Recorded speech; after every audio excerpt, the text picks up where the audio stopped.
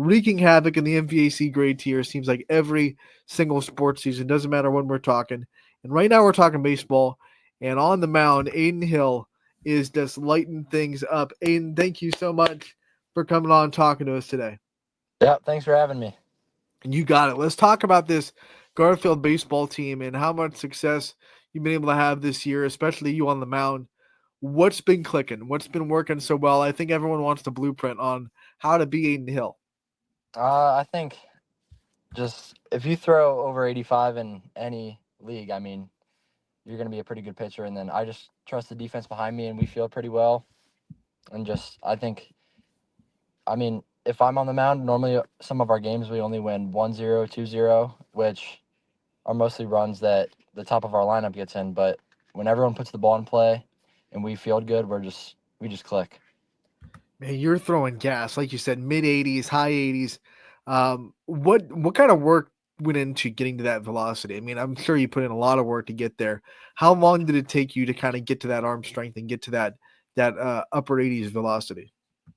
I mean, it's taken me if I've been going at it, doing a ton of mechanic work, a ton of lifting for like 3 years now, just pitching wise. And then I think just playing baseball your whole life increases your arm strength. So, I mean, that obviously helps. I've played baseball since I was probably 5 years old. And then just a ton of mechanical stuff, watching replays, spin rate, and stuff like that on the hit tracks. It just helps a lot. You talked about it when you're on the mound. You know that your team is counting on you to hold teams down, and there's a lot of games on this schedule that are 1-0, 2-1 games when you're on the hill. No pun intended. Um, what kind of pride do you have in being that guy that they rely on so much and that they trust to go on the hill and put in that kind of work?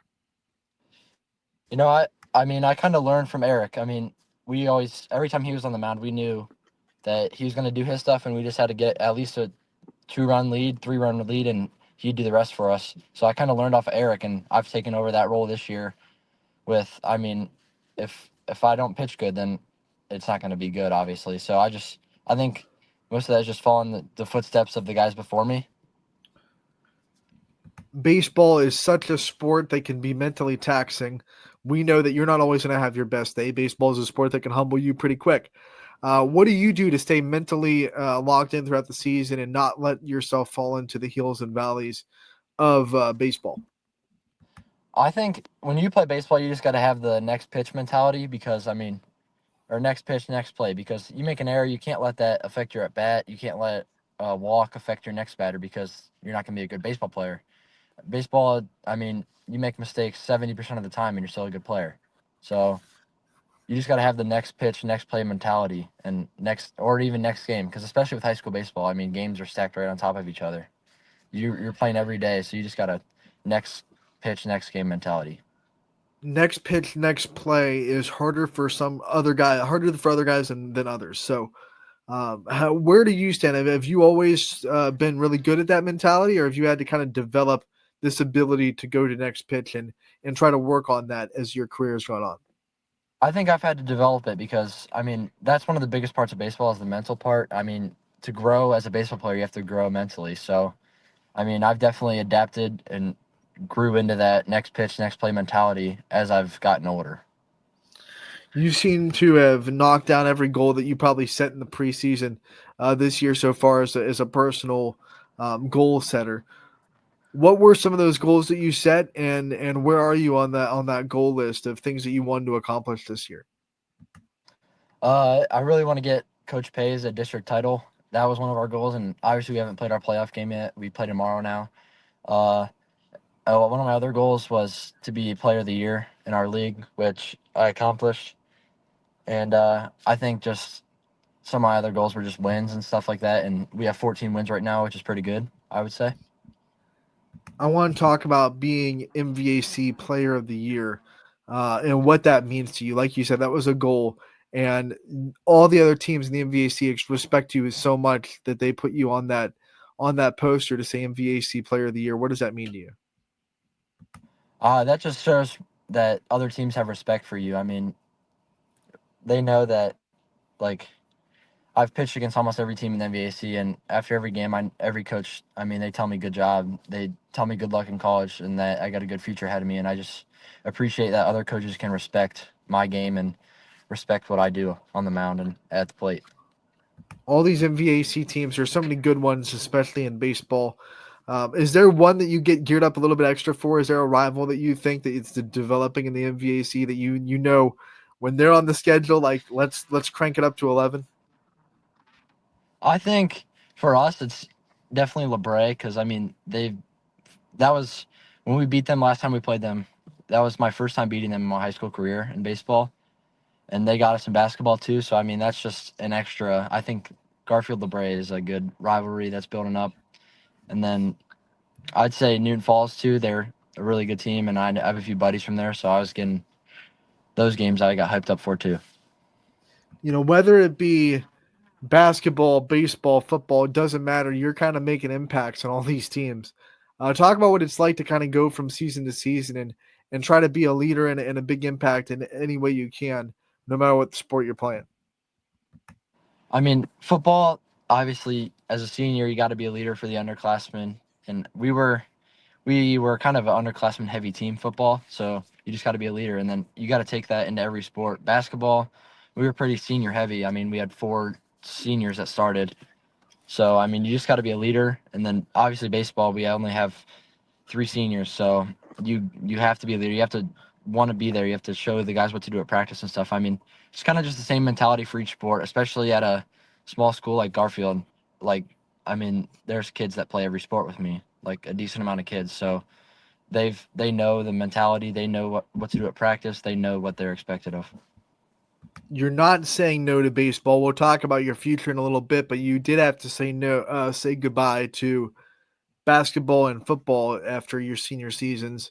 Which one was harder to kind of accept that you were saying goodbye to, basketball or football?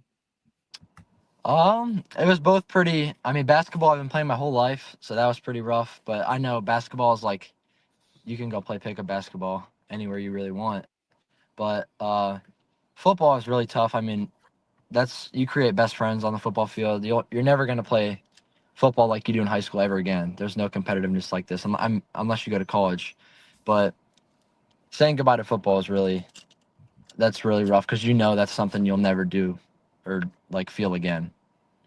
You don't have to say goodbye to baseball. You're going to be playing that at the next level. For people that don't know, that maybe haven't been following you, that want to know, where are you continuing your baseball career? It's Cal U in Pennsylvania. It's a D2 school and they're in the PSAC. What made Cal U feel like home to you? I'm sure the recruitment process probably had a lot of schools that wanted you. What was Cal U? What was their selling point? What was the thing that made you feel like that was where you wanted to land? Um, they don't have a huge roster size, which I really liked, and their campus kind of or their like campus and the town around it kind of reminds me of like home, Garrettsville, because small town. I mean, not a ton of crazy students. It's like almost the same small town mentality as Garfield, and I really like that. I'm sure playing at the next level was a dream of yours for a long time. When you kind of made that a reality and you committed and said, I am going to be a college baseball player, what was that moment like for you emotionally? Um, it was really like it's kind of like a relief because like it's hard to make a decision. You're like, I don't know where I'm gonna go. People are asking. It's a ton of pressure on you actually. Like people wouldn't expect it. Like I did not know how much pressure was gonna be on me before I committed. But once you commit, it's a huge relief. I mean, and it's just a time to be proud of yourself and look at all the things you've done. Now that that pressure's off, like how much do you think you're free this year to just go and play baseball for Garfield as a senior? How much have you think that's kind of freed you up for that pressure, and how much of a better kind of locked in baseball player do you think you are now that all that pressure is off of you? I mean, yeah, definitely. I feel. I mean, there's no pressure. I mean, I'm not getting scouted. I'm not trying to get stats. I mean, I just go out there and have fun. I mean, it's not like I'm not fighting for a spot. I mean, it's just I can go out there, have fun, do what I do. It just feels relaxing. I mean, and I just really like to have fun with it. Do you have a good idea of what you want to study at Cal when you go there? I'm thinking business, but I'm not 100% sure yet. So I think I'm going to go in as undecided my first semester. When you're starting to lean business, is there something that kind of guides you towards that? Do you have some business owners in the family that kind of show you, what kind of business is all about? Um, Not really. I think it's just so I just like that area, and I just think it's so broad. I mean, Mhm. with a business degree, you can get most jobs. So I mean, because every like company needs someone that studies business, obviously. So I mean, it's just so broad, and I just think because I was also thinking sports management younger when I was younger, but you can get like a sports management job with a business degree. Mhm. So I kind of want to stay in the sports area too, maybe.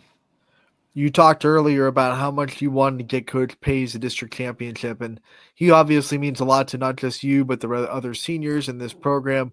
Talk about what he's kind of brought to your life as a baseball player and how much that being under his tutelage has kind of meant to you throughout the years.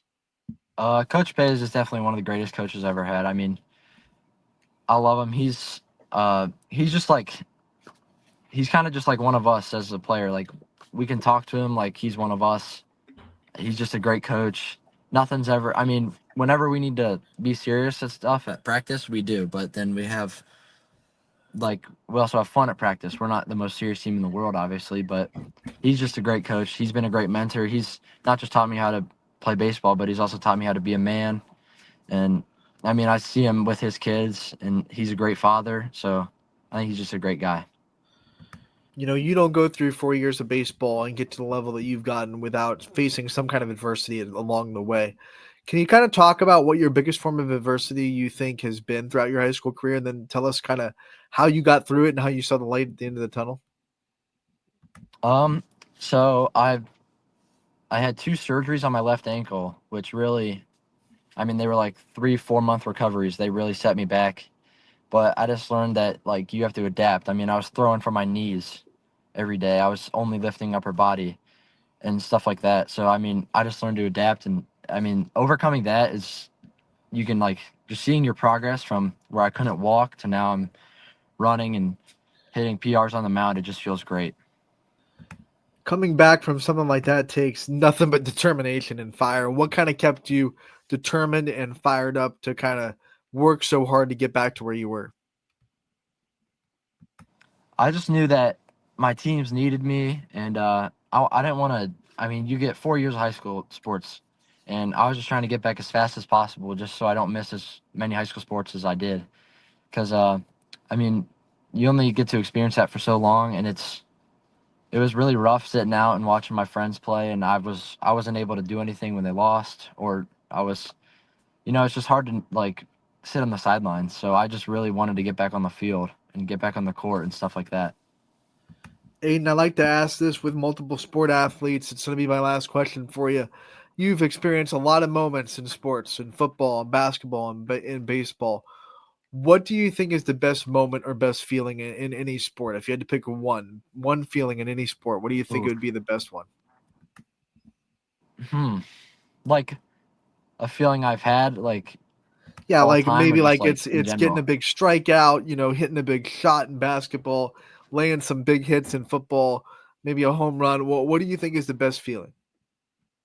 I think it's either hitting a home run or scoring a touchdown. It's got to be one of those. You've done a lot of both of those in your career, Aiden. We want to thank you so much for coming on. But before we let you go, we always want to give the player the chance to kind of take the limelight off themselves a little bit and thank the people in their life that have kind of been there for them along the journey.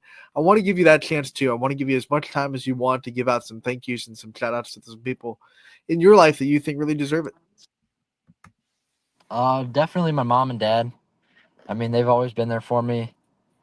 I was there. My dad and mom were taking me to doctor's appointments far away from my ankle, hours away.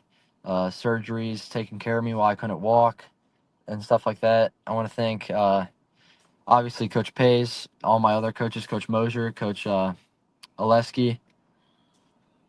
Um, Also my friends. I mean, my friend Kid Rock, he's always been there for me. Nick Edick, always. I mean, just having those people there for you in your life, it just really helps.